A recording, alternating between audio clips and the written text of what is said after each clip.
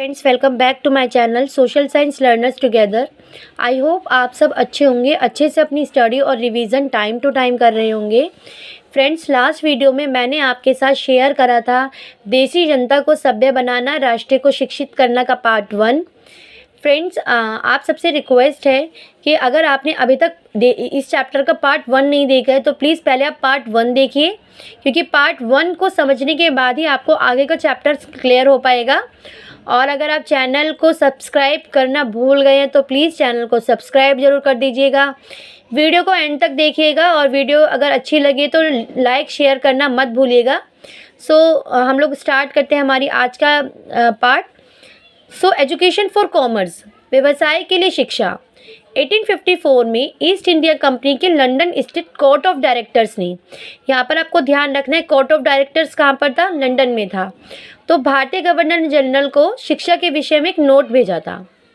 वो जो नोट था वही क्या था, वुड डिस्पैच। तो जो वुड डिस्पैच कब बना था, कब लागू किया गया था या कब शुरू किया गया था, 1854 में। तो वुड डिस्पैच के बारे में हम पढ़ेंगे। और आपको ये बता दूं, वुड डिस्पैच इस चैप्टर का मोस्ट इंपॉर्टेंट पार्ट है। जैसे आपने देखा था ना, मैकाले की कोटेशन थी, मैकाले ने क्या स्टेटमेंट थी कि भारतीय जो ज्ञान है वो यूरोप में रखे पुस्तकालय की एक शेल्फ के बराबर है, यानी कि एक लाइब्रेरी में रखे हुए। तो जो वुड डिस्पैच था, अब सबसे पहले देखना है कि किसको भेजा गया था या क्या था। वुड डिस्पैच का आपको एक तो ईयर याद रखना है, 1854। तो कंपनी के नियंत्रक मंडल के अध्यक्ष, president of the board of control of the company, आपने ध्यान रखना है, president of the board of control of the company, company के नियंत्रक मंडल के अध्यक्ष के द्वारा के नाम पर जारी किए गए संदेश को वुड्स का नीति पत्र या वुड डिस्पैच बोला जाता है। तो किसके द्वारा, किसके नाम पर जारी किया गया था इसको, president of the board of control of the company. तो अब इसके अंदर क्या क्या मेन बातें थी वो आपको ध्यान रखनी है। वुड डिस्पैच में भारत में लागू की जाने वाली शिक्षा नीति की रूपरेखा स्पष्ट करते हुए एक बार फिर दोहराया गया। वुड डिस्पैच में ना जो एजुकेशन वो यूरोपियंस जो थे, जो ब्रिटिश के लोग थे जो भारत में जाते थे, उसको फिर से रिपीट किया गया। और उन्होंने बोला कि जो प्राच्यवादी ज्ञान के स्थान पर यूरोपीय शिक्षा को अपनाने से कितने व्यवहारिक लाभ प्राप्त होंगे। अब यहाँ पर मैं आपको याद दिला दूँ, प्राच्यवादी कौन थे, जो एशियन कल्चर और लैंग्वेज दोनों का ज्ञान रखते थे। तो उन्होंने बोला कि उनके स्थान पर आप यूरोपीय शिक्षा को अपनाओ, क्योंकि यूरोपीय शिक्षा अपनाने पर ना आपके बहुत सारे लाभ होंगे। जैसे कि पहला उन्होंने बोला कि वुड डिस्पैच में यूरोपीय शिक्षा का एक व्यवहारिक लाभ आर्थिक क्षेत्र में बताया गया। उन्होंने बोला कि आप इसका एक जो सीधा बेनिफिट होगा ना, वो आप अपने कॉमर्स में, अपने व्यापार में, अपनी ट्रेड में देखेंगे। फिर दूसरा उन्होंने बेनिफिट बताया कि वुड डिस्पैच जो है ना, यूरोपीय शिक्षा से भारतीयों के नैतिक चरित्र का भी उत्थान होगा, मीन्स कि उनको मॉरलिटी का भी ज्ञान होगा। तो यहाँ पर वो पूरी तरीके से यूरोपीय शिक्षा को ही, यानी कि यूरोपीय एजुकेशन को ही सपोर्ट कर रहे थे और बोल रहे थे कि मॉरलिटी हो, चाहे कॉमर्स वाला पार्ट हो या और भी एक्सेट्रा, उन सब में यूरोपीय शिक्षा का रोल है, जो भारतीय शिक्षा से वो अभी तक नहीं मिल रहा है। तो ये था आपका वुड डिस्पैच। अब हम नेक्स्ट जो टॉपिक है वो है what happened to the local schools, स्थानीय पाठशाला को क्या हुआ। अब जब यूरोपीय शिक्षा का जो यूरोपियन शिक्षा को जब पूरा प्रोत्साहन मिलेगा, तो वहाँ पर लोकल जो हमारी स्कूल्स थे, जो हमारी स्थानीय पाठशालाएँ थी, उनका क्या हुआ, तो वो देखेंगे। The report of William Adam, यहाँ पर विलियम एडम की रिपोर्ट के थ्रू हम ये सारा कुछ डिस्कस करेंगे।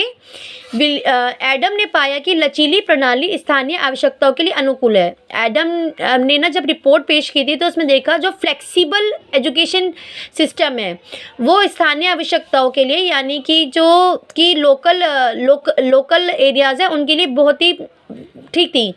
उसका रीज़न बहुत सारा था कि फसलों की कटाई के समय कक्षाएं बंद हो जाती थी। इसका परिणाम यह था कि साधारण काश्तकारों के बच्चे भी पढ़ाई कर सकते थे। जब फसल कटने का टाइम आता था ना, तो उस समय पे स्कूल्स को बंद कर दिया जाता था, क्योंकि भाई देखिए अब क्या होता था कि जो बच्चे थे वो भी कृषि कार्य में संलग्न थे, लगे हुए थे, और अगर उस समय पे वो बच्चे कटाई करेंगे तो फिर स्कूल कैसे जाते। तो इसीलिए उनका नुकसान ना हो तो लोकल स्कूल्स को उस समय बंद कर दिया जाता था। लेकिन ये था वो जो कि हमारे कौन से स्कूल थे, लोकल स्कूल। अब हम देखेंगे कि जब एजुकेशन आ रही थी, यूरोपियन एजुकेशन आ रही थी, तो उस समय क्या क्या चेंजेस हुए थे। तो new routines and new rules के बारे में हम पढ़ेंगे, नई दिनचर्या नए नियम। आप अगर बुक को खोलेंगे ना तो आपको ये सारे के सारे जितने भी टॉपिक में डिस्कस करा रही हूँ ये पॉइंट वाइज ऐसे ही मिलेंगे। कोई भी चैप्टर का जो टॉपिक है इधर से उधर नहीं मिलेगा, और जितने भी चैप्टर से रिलेटेड इंपॉर्टेंट फैक्ट्स हैं वो सभी वीडियो में भी मिलेंगे। इसीलिए मैं आपको बार बार बोलती हूँ कि वीडियो को ध्यान से सुनिए। ध्यान से सुनने के बाद अपने हैंड रिटन नोट्स बनाइए। नोट्स बनाने के बाद आपका मन करे तो आप वीडियो के थ्रू रिवाइज किए, अदरवाइज आपके लिए सबसे बेस्ट टाइम है कि आप जैसे ही फ्री हो अपने नोट्स उठाइए, उनको एक बार रीडिंग लगाइए और देखिए आपके लिए लाइफ टाइम के लिए चीज़ें याद रहने लगेंगी। तो अब हम नया जो टॉपिक कर रहे हैं वो कर रहे हैं न्यू रूटीन्स न्यू रूल्स, नई दिनचर्या नए नियम। 1854 के बाद कंपनी ने देशी शिक्षा व्यवस्था में सुधार लाने का फैसला किया। अब 1854 में क्या आया था आपका वुड डिस्पैच। तो वुड डिस्पैच के बिहाफ पर उन्होंने बहुत सारे एजुकेशन में चेंजेस लाने के तो 1854 के बाद कंपनी ने देशी शिक्षा व्यवस्था में सुधार लाने का फैसला किया था। सबसे पहले तो कंपनी ने बहुत सारे पंडितों की सरकारी नौकरी पर रख लिया। उन्होंने क्या करा, जितने भी प्रीस्ट थे उनको गवर्नमेंट जॉब प्रोवाइड कर दी। प्रत्येक पंडित को 4 से 5 स्कूलों की देखरेख का जिम्मा सौंपा गया। उन्होंने जो एक पंडित होता था ना, जो प्रीस्ट होता था, उसको 4 to 5 स्कूल दे दिए गए कि अब आप इनकी जो देखरेख करोगे कि इनमें क्या क्या हो रहा है, कैसे आपको चलाना है। दूसरा, विद्यार्थियों की प्रगति को मापने के लिए वार्षिक परीक्षाओं की रूपरेखा तैयार की जाने लगी। जैसे कि अब आप देखते हो ना कि आपके जो आपके लिए भी हम लोग क्या होता है, आपके लिए भी कुछ टाइम पीरियड के बाद एग्ज़ाम लिए जाते हैं ताकि देखा जाए कि आपने कितना सीखा है और कितना सीखना बाकी है। सेम ऐसे ही वहाँ पे भी किया गया कि विद्यार्थियों की प्रगति को मापने के लिए, उनकी प्रोग्रेस को देखने के लिए वार्षिक मतलब एनुअली जो एग्ज़ाम होते हैं उनको कोशिश की गई कंडक्ट कराने के लिए। नेक्स्ट था, विद्यार्थियों से कहा गया कि वे नियमित रूप से शुल्क दें, नियमित रूप से कक्षाएं में आएं और तय सीट पर बैठे और अनुशासन के नियमों का पालन करें। अब यहाँ पर ना स्टूडेंट्स के भी कुछ जो थे, आप देखेंगे कि कुछ रोल स्टूडेंट का भी चेंज हुआ। पहला, सबसे पहले कि आपको जो है एक पर्टिकुलर टाइम के बाद, रेगुलरली टाइम पीरियड के बाद आपको फ़ी पे करनी है। दूसरा, आपको फुली डिसिप्लिन में रहना है। आपको जो आप देखते हैं ना कई बार सीट रोटेशन होती है या आपके लिए सीट एक रिज़र्व कर दी जाती है कि आपको जो तय की गई है सीट उसी पर बैठना है। यहाँ पर ये उनको ऐसा इसलिए किया गया था ताकि वो डिसिप्लिन को सीखे, बातों को मानना सीखें। ठीक है, ये सारे चेंजेस क्या थे, जब 1854 का वुड डिस्पैच आया था उसके बाद जो न्यू रूल्स एंड रेगुलेशन आए थे उसके बारे में तय किया गया था। और साथ में और यहाँ पर जैसे आप पहले देखते हो ना कि पहले कटाई के समय स्कूल्स को बंद कर दिया जाता था, लोकल स्कूल्स को, लेकिन अभी ना ये कैंसिल कर दिया गया और बोला कि जो भी स्कूल में एक बार आएगा तो उसको नियमित रूप से स्कूल आना पड़ेगा, मीन्स रेगुलर स्कूल आना पड़ेगा, वो किसी भी तरीके से का ऑफ नहीं ले सकता है।